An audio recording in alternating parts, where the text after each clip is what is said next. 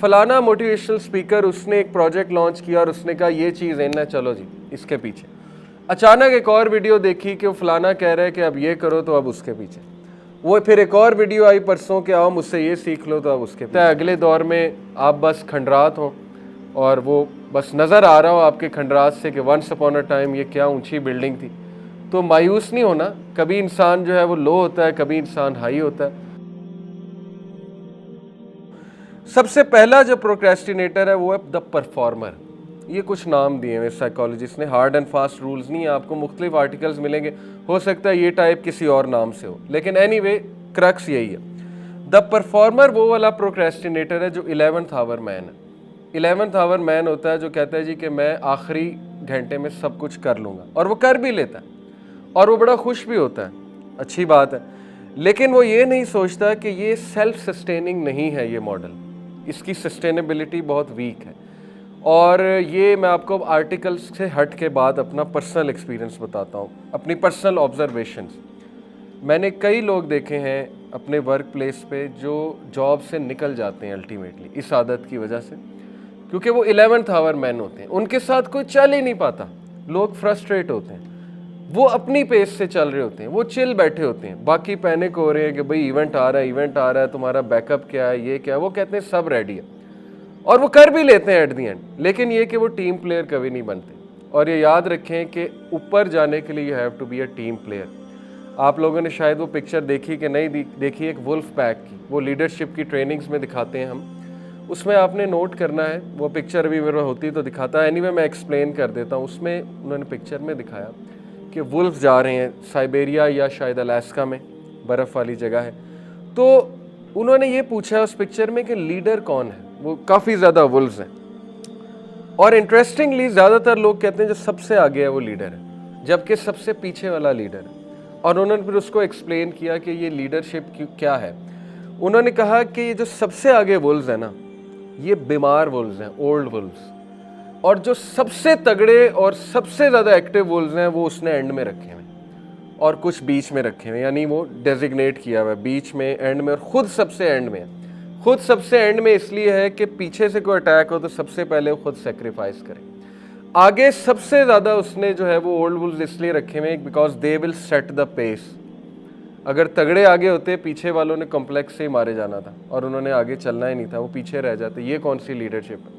ज़्यादातर लीडरशिप यही है हमारे ओवरऑल, कि सबसे जो तगड़े हैं ना वो उनको सबसे आगे रखा हुआ है। अब वो जो बेचारे वीक हैं उनका क्या कसूर है, वो तो फिर पीछे रह जाएंगे। तो यही तो वेस्टर्न कट थ्रोट तो यही है ना, कि वीक जो है वो मारा जाए, बस ठीक है, ये उसका कसूर है। बट एनीवे, तो ये है असल में बात कि जो मैं पॉइंट एक्सप्लेन करना चाह रहा था। तो जो परफॉर्मर है वो अपनी तरफ से पेस पे तो चल रहा है, लेकिन वो अच्छा टीम प्लेयर नहीं है। ये उसको the sooner that person realises the better, वो मार कम खाएगा। प्रोक्रेस्टिनेट वो कैसे करते हैं? वो प्रोक्रेस्टिनेट ऐसे करते हैं कि मैं सब संभाल लूँगा, डोंट वरी। टाइम ज़ाया करते रहते हैं, करते रहते हैं, करते रहते हैं। चलो आप कर लोगे एंड में, लेकिन कई बार आप ठोकर भी खाओगे। चांस लग गया, जैक लग गया तो कर लोगे, नहीं लगा तो फिर सोचें कितना नुकसान है। और ख़ुसूसन रिलेशनशिप्स में ऐसे परफॉर्मर्स जो होते हैं इन्वर्टेड कॉमर्स में, वो फिर बहुत फ्रस्ट्रेट करते हैं अपने पार्टनर्स को, क्योंकि वो अपनी पेस पे लगे होते हैं। और इससे ये है कि ट्रस्ट ब्रेक होता है अगलों का, आपका अपना इमेज ख़राब होता है कि ये तो चिल हैं वगैरह वगैरह। इसलिए that is the first type, ये पहला डिफेंस मैकेनिज़्म होता है कि मैं सब कर लूँगा, कर लिया तो कर लिया, नहीं किया तो मसला है। और कुछ लोग जॉब से भी फिर निकल जाते हैं। और ये वाली जो चीज़ है ना, ये मैं आपको बताऊं कि बड़ी ख़तरनाक है ये डिफेंस मैकेनिज़्म, कि बहुत से मैंने देखें, हमारा काम है एडवाइस करना। ये ज़रूर अपने आप से सवाल पूछा करें सारे यंगस्टर्स के, कहीं आप दीन में इसलिए तो नहीं आ रहे कि आपको ईजी वे आउट नज़र आ रहा है, कहीं आप मेहनत से तो नहीं भागना चाह रहे। हमें यंगस्टर्स कहते हैं मैं एजुकेशन छोड़ना चाहता हूँ, मैं डिग्री छोड़ना चाहता हूँ, मैं इस्लामिक नॉलेज हासिल करना चाहता हूँ। मेरा उनसे पहला सवाल ये होता है क्यों? कहीं इसलिए तो नहीं कि आपको वो डिग्री मुश्किल लग रही है, आप मेहनत से जान छुड़ा रहे हैं, आपको इस्लामिक शोशा नज़र आ रहा है, मतलब एक वो वॉलंटियर में आपको मज़ा आ रहा है, इसलिए तो नहीं है।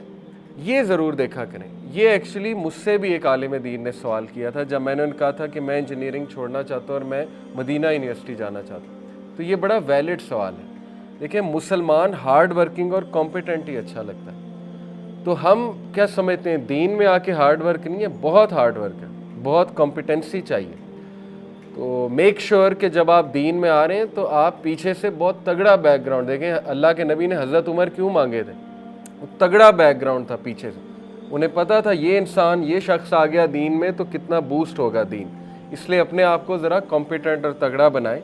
मैं यूथ को ये एडवाइस करता हूँ कि नहीं, आपने जाना है यूनिवर्सिटीज़, आपने ज़बरदस्त डिग्रीज़ करनी है, बहुत हाई लेवल आपने डिग्रीज़ करनी है और तगड़ा बन के दिखाना है, तगड़ा डॉक्टर, तगड़ा इंजीनियर। उसके बाद इंशाल्लाह आप जब दीन का काम करेंगे, दीन की बात करेंगे तो उसका लेवल ही कुछ और होगा। हैविंग सेड इट, जो दीन डायरेक्ट हासिल करना चाहता है बिल्कुल करे, अच्छी बात है, लेकिन ये मेरा मकसद था कि रीज़न थोड़ी डिफ़ाइन कर लें, कहीं ऐसा ना हो कि हम जान छुड़ाने के लिए दीन की तरफ आ रहे हैं कि ये तो ईजी वे आउट है तो चलो दीन की तरफ। क्योंकि देखें कई लोग रिस्पॉन्सिबिलिटीज़ से भाग के 4-4 महीने के लिए चले जाते हैं, वो साल साल के लिए गए होते हैं, फैमिली रिस्पॉन्सिबिलिटीज़ भी नहीं है, नाश्ते भी फ्री मिल रहे हैं, सब कुछ फ्री मिल रहा है।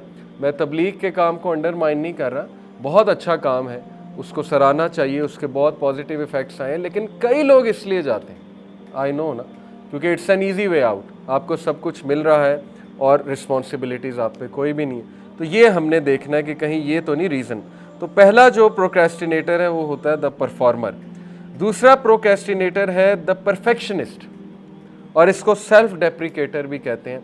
और ये मेरे अंदर मसला था, मैं खुल के बता रहा हूँ। परफेक्शनिस्ट वो प्रोक्रेस्टिनेटर है जो इस चीज़ का वेट करता है कि जब तक चीज़ परफेक्ट नहीं हो जाएगी मैं नहीं करूँगा, जब तक दुनिया की बेस्ट यूनिवर्सिटी नहीं बन जाएगी, जब तक दुनिया की बेस्ट डिग्री नहीं निकल आएगी, तब तक मैं पढ़ूंगा ही नहीं। ये उनका जहन होता है। जब तक मुझे दुनिया का बेस्ट आलिम दीन नहीं मिल जाएगा, मतलब ये मेरा भी रवैया था, मैंने तफसीर पढ़नी नहीं, जब तक मुझे क्वालिटी चीज़ नहीं मिल जाएगी। उससे क्या होता है, डिले होता रहता है, डिले होता रहता है, और एट दी एंड जो है वो हम कुछ भी नहीं कर पाते, हम उस बेस्ट चीज़ का इंतज़ार कर रहे होते हैं। पॉइंट इज़ जस्ट स्टार्ट, खुद तो पढ़े ना। कुरान तफसीर मैंने गोल बनाया कुरान तफसीर पढ़ने का। बिलीव यू मी, मैंने कई लोगों को देखा कि 3 हफ्ते बाद दे लेफ्ट, हालांकि इसके लिए बहुत पेशेंस चाहिए। कुरान तफसीर 2-2 साल के कोर्सेज होते हैं, 3-3 साल उलमा कुरान कोशिश करते हैं कि तफसीर एंड करा दें, कंक्लूड करा दें। बहुत से लोग बीच में छोड़ जाते हैं। बेहतर था कि वो कुरान का एक बेसिक मैसेज तो समझे ना पहले, इस बात का ना वेट करें कि मैं पूरी तफसीर एंड कर लूँ। ये मेरा व्यू है, ओके। आप कम अज़ कम ट्रांसलेशन से गो थ्रू करें, कम अज़ कम बेसिक मैसेज से तो गो थ्रू करें ना। जितना अमल कर सकते हैं आप उतना तो स्टार्ट करें ना। तो इसलिए ये एक परफेक्शनिस्ट होने का जो एक वो है ना, इसको ये एक प्रॉब्लम क्रिएट करता है हमारे टास्क कंप्लीट करने में। तो आई अंडरस्टैंड कि लोग परफेक्शनिस्ट क्यों बनना चाहते हैं। जैसे मैं अपने आप को देखूं, वो चाहते हैं कि एक्सीलेंस से हो हर काम, अच्छी सोच है, लेकिन देखें हर काम शायद उस लेवल पे ना हो। कुछ काम बस आपको स्टार्ट करने हैं और आपको कंप्लीट करने की कोशिश करनी है उन्हें, बाय हुक और बाय क्रुक, और आप देखेंगे कि वो ऐड ऑन करेगा आपके नॉलेज में, आपके तजर्बे में, आपकी इंशाल्लाह एक्सपीरियंस में, हर चीज़ में, और उसके बाद वो एक आपकी बन जाएगी आदत चीज़ों को करने में। तो beware of being such a perfectionist कि जो इसी इंतज़ार में रहे कि मुझे चीज़ परफेक्ट चाहिए, अदरवाइज़ मैं नहीं करूँगा। इससे हमें ज़रा देखना चाहिए। तीसरा जो है वो बड़ी फ़नी टाइप है, दी ओवर बुकर, और ये हम स्टूडेंट लाइफ में थे इस तरह के प्रोक्रेस्टिनेटर। ओवर बुकर वो वाला प्रोक्रेस्टिनेटर है जो ये शो करता है कि वो हर वक्त बिज़ी है, लेकिन हकीकत में वो बिल्कुल बिज़ी नहीं है। यानी वो एक पाई चार्ट मैंने देखा था, उसमें था कि 99% लिखा हुआ था कि टाइम मैं इसमें स्पेंड करता हूँ इन टेलिंग पीपल कि I have exams, I have exams, I have exam, और 1% एक्चुअली मैं पढ़ने में स्पेंड कर रहा हूँ।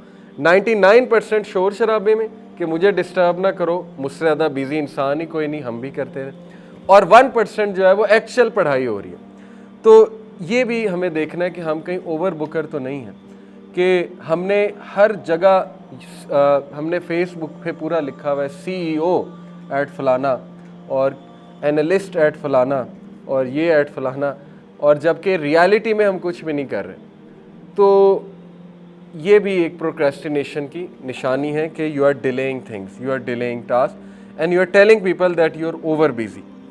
और ये एक डिफेंस मैकेनिज्म है। देखें, जब आपने ब्रेन को ये एक लारी लगा दी ना कि तुम तो बहुत ही बिजी हो, हर वक्त ही मसरूफ़ हो, तो फिर वो आपको मिल गया सुस्ती का एक बहाना कि हाँ मैं तो बहुत मसरूफ़, तो फिर आप उसी फ्लो में जाएंगे जिस फ्लो में आप जा रहे हैं। और चौथी जो टाइप है द नोवेल्टी सीकर, ये भी बड़ी कॉमन टाइप होती है। और नोवेल्टी सीकर वालों को एक सिंड्रोम होता है, उसको शाइनी ऑब्जेक्ट सिंड्रोम कहते हैं बिजनेस टर्मिनोलॉजी में। शाइनी ऑब्जेक्ट सिंड्रोम क्या है कि वो जो भी शाइनी चीज़ देखते हैं वो उसके पीछे पड़ जाते हैं और पिछली चीज़ भूल के वो अगली चीज़ के पीछे पड़ जाते हैं। और मेजॉरिटी हमारी जो यूथ है करंट, वो इस कैटेगरी में मैं फॉल कराऊंगा based on my conversations and experience with them. University students की बात कर रहा हूँ कि अभी फलाना मोटिवेशनल स्पीकर उसने एक प्रोजेक्ट लॉन्च किया और उसने कहा ये चीज़ है ना, चलो जी इसके पीछे। अचानक एक और वीडियो देखी कि वो फलाना कह रहा है कि अब ये करो, तो अब उसके पीछे। वो फिर एक और वीडियो आई परसों कि आओ मुझसे ये सीख लो, तो अब उसके पीछे। वो एंड में जो है कुछ भी नहीं हुआ, अपनी डिग्रीज भी छोड़ दी, सब कुछ छोड़ दिया, एंड में रिजल्ट वो डिप्रेशन है। अल्लाह माफ़ करे, ऐसा नहीं होना चाहिए। तो शाइनी ऑब्जेक्ट सिंड्रोम से मुराद है कि, और नोवेल्टी सीकर से मुराद है कि जो चीज़, जो नया ट्रेंड आया उसके पीछे लग गए और पिछली बात वहीं की वहीं रह गई, पिछली चीज़ को कंप्लीट ही नहीं किया। तो ये भी प्रोक्रेस्टिनेशन की एक टाइप है। तो रिपीट करते हैं, 4 मैंने आपको टाइप्स बताई। द परफॉर्मर कौन है? जो 11th आवर मैन हो और जो कहे कि मैं हर चीज़ एंड में कर लेता हूँ, मुझे ज़रूरत ही कोई नहीं, ना कोई मुझे आउटलाइन बनाने की ज़रूरत है, ना मुझे कोई रिमाइंडर सेट करने की ज़रूरत है। वो असल में मॉक भी करते हैं। अगर आप उन्हें बताएंगे ना कि प्रोएक्टिवनेस एक बड़ी अच्छी आदत है, वो इसका मजाक भी उड़ाएंगे। ज़्यादातर हमारे स्टूडेंट्स इस कैटेगरी में आते हैं, जो बच्चे हैं OA लेवल के। टीचर्स उनसे बड़ी बात करते हैं, मेहनत करो, ये करो, दिल में हंस रहे होते हैं। हम भी हंसते थे, क्या बातें कर रहा है, 3 महीने ट्यूशन पढ़ूंगा A ग्रेड आ जाएगा, ये कह रहा है 3 साल लगाओ। तो वो बाद में पता लगा कि वो 3 महीने ट्यूशन जो है वो उसका रिज़ल्ट क्या था, नॉलेज कुछ भी नहीं था, ज़ीरो। और बस वो थोड़े बहुत टेक्निक्स उन्हें सिखा दी थी। जब इंटरव्यूज़ देते हैं तो फिर पता लगता है कि सीखा ही कुछ नहीं। तो इसलिए द परफॉर्मर जो है इसको देखना चाहिए। द परफेक्शनिस्ट, जो कि वेट करता है कि एक चीज़ परफेक्ट हो जाए फिर मैं करूँगा, ये भी प्रोक्रेस्टिनेशन की तरफ ले जाता है इंसान को। दी ओवर बुकर, जो ये एज्यूम करता है और सोचता है कि मैं हर वक्त बिज़ी हूँ, जबकि वो हकीकत में बिज़ी नहीं है अगर वो अपने टाइम का एनालिसिस करे। एंड दी नोवेल्टी सीकर, उसको शाइनी ऑब्जेक्ट सिंड्रोम है, जो ऑब्जेक्ट शाइनी लगा उसके पीछे लग गए और नोवेल्टी सीख करने के पीछे लग गए। इससे एक टाइम बहुत ज़ाया होता है और एक भी चीज़ नहीं होती। और देखिए ना, काइजन प्रिंसिपल जापानीज़ प्रिंसिपल है, उस पर पूरी बुक लिखी हुई है। तो वो उन्होंने तो बुक लिख दी, हमारे लिए एक हदीस ही काफ़ी है।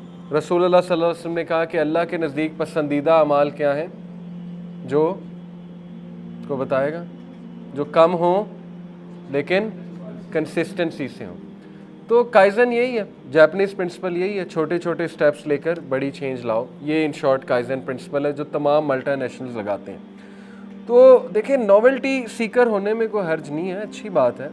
बंदे को ट्रेंड्स पे नज़र होनी चाहिए, बंदे को देखते रहना चाहिए, लेकिन साथ में ये कि बंदा थोड़ा सा लॉजिकल हो, मॉडरेशन इख्तियार करे।